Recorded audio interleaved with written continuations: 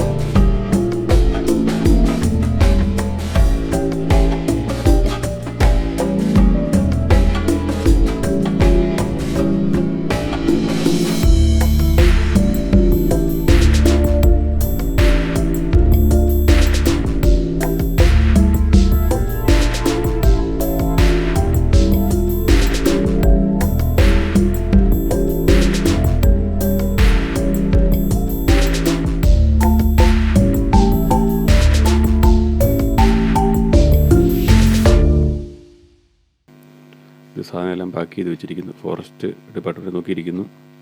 ഇത് ഫോറസ്റ്റിൽ നിന്ന് വൈൽഡ് ലൈഫുകാർ വന്ന് ഇവയെ കൊണ്ടുപോകുന്നതാണ്.